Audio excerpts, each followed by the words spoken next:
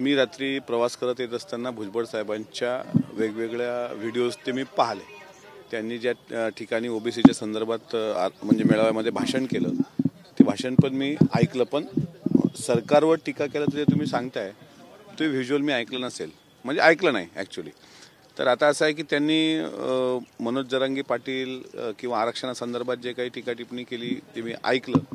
शेवटी परवाच्या दिवशी म्हणजे पाहिलं सुद्धा तुम्ही, परवाच्या दिवशी सभागृहामध्ये मराठा आरक्षणावर चर्चा होत असताना सर्वांना आम्ही विनंती केलेली आहे बोलत असताना की कोणीही कोणावर टीका करताना ओबीसी मराठा असे दोन वितुष्ट निर्माण होतील असा प्रयत्न करू नये।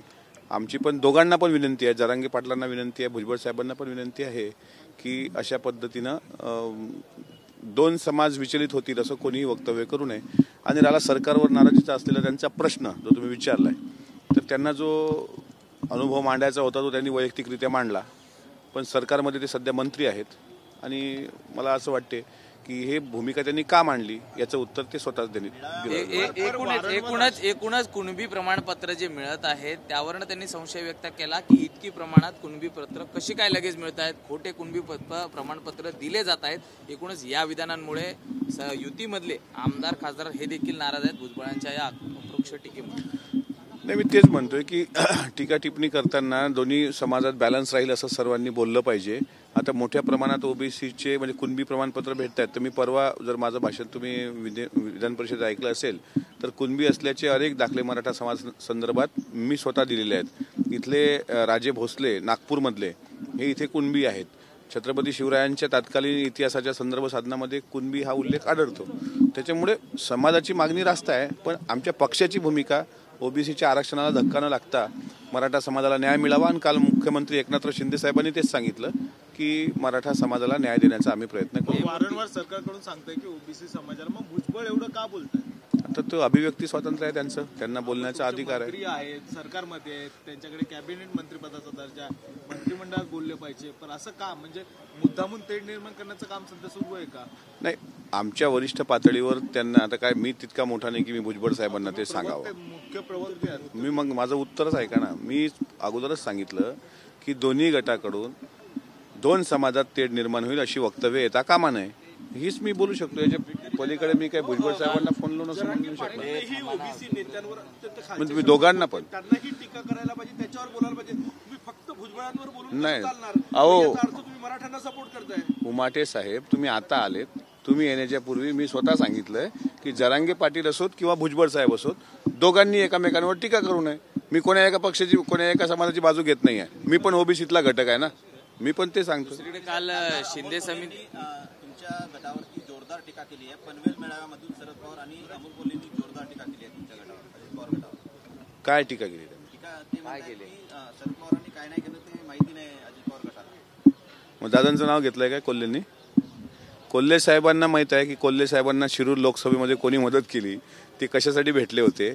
आणि मला पूर्ण विश्वास आहे की कोल्हे साहेब हे यांना बोलायला लावलं असेल, ते अंतःकरणातून बोलले असतील असं मला वाटत नाही, पण जर ते बोलले तर त्यांना अजितदादांनी काय काय मदत केली हे थोड्या वेळात मी स्वतः आपल्या समोर येऊन सांगेल। विटकरी साहेब, निवृत्त न्यायाधीश जे शिंदे समितीमध्ये शरद पवारांनी नेमकं मराठा आरक्षण का दिलेलं नाही, तो बेदरे जो होता आरोपी तो जयंत पाटील आणि शरद पवारांसोबत कसं असे होर्डिंग्स लागले या परिसरात?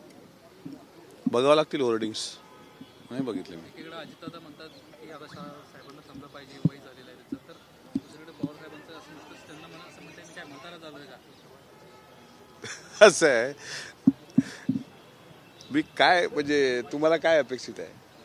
पवार साहेब, आता मी माझी बाजू सांगतोय, साहेबांनी असंही म्हटलंय मी म्हातारा झालेलो नाहीये, बऱ्याच लोकांना व्यवस्थित करण्याची ताकद आजही माझ्यात आहे। आता बऱ्याच लोकांना म्हणजे नेमकी काय नावानेच घेतली त्यांनी की यांना आम्हाला सरळ करायचं आहे वगैरे। त्यांचं वय वर्ष साहेबांचं 83 आहे, ठीक आहे, शारीरिक शरीर तेवढं प्रत्येकाचं चिरकाल साथ देत नसतं, म्हणून त्या दृष्टीनं त्यांनी थोडा आराम करावा असा सल्ला दादांनी दिला असेल। पण साहेब माणसांशिवाय जगू शकत नाहीत, हे साहेबांच्या जीवनाचं एक वेगळेपण आहे।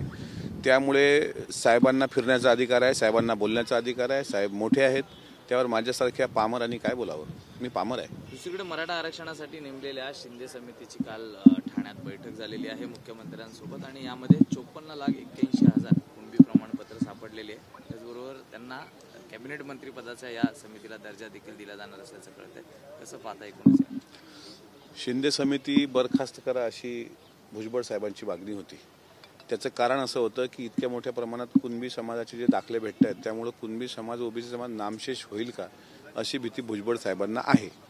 मात्र सरकारकडून जे मुख्यमंत्री महोदयांनी काल सांगितलं की कुणबी समाजाला कुठलाही धक्का ओबीसींना न लागता मराठा समाजाला आरक्षण दिलं जाईल, त्यामुळे मुख्यमंत्र्यांच्या शब्दावर महाराष्ट्राला विश्वास आहे आणि मला 24 तारखेच्या अगोदर ओबीसीच्या आरक्षणाला धक्का न लागता हे सरकार मराठा समाजाला न्याय देईल असं माझं वैयक्तिक मत आहे. त्या समितीला कॅबिनेट दर्जा दिला जाणार आहे. ते ठरवण्याचा अधिकार सर्वस्वी वरिष्ठ मंत्र्यांचा असतो आणि जर दिला जात असेल तर त्यावर आता भुजबळ साहेबांचं पण म्हणणं ऐकून घेतलं पाहिजे सगळ्या कॅबिनेट मंत्रिमंडळांनी आणि त्यांना पण बोलावलं पाहिजे. त्याच्यानंतर ते काय व्यक्त करतात भावना त्यावर निर्णय घ्यावा. अंतिम निर्णय घेण्याचा अधिकार त्यांना आहे. आज देखील मराठा उपसमितीची बैठक मुख्यमंत्र्यांनी तात्काळ बोलवलेली आहे. 24 तारखेची डेडलाईन सरकारला दिलेली आहे जरांगे पाटलांनी आणि या पार्श्वभूमीवरती सरकारी हालचालींना सुरुवात झालेली आहे. आपण युतीतले घटक पक्षातले म्हणजे आमदार आहात, कसं पाहता सरकारमधील एकूणच? मी सांगतो सरकारकडून परवा संदीपान भुमरे आणि गिरीश महाजन हे दोन्ही सरकारमधले ज्येष्ठ मंत्री जरांगे पाटलांना भेटायला गेले होते. त्यावेळेस त्यांनी सांगितलं सरकार सकारात्मक आहे आणि त्याच वाक्यावर मी पण ठाम आहे. 24 तारखेच्या आत मराठा समाजाला हे सरकार न्याय देईल. ठीक आहे, धन्यवाद.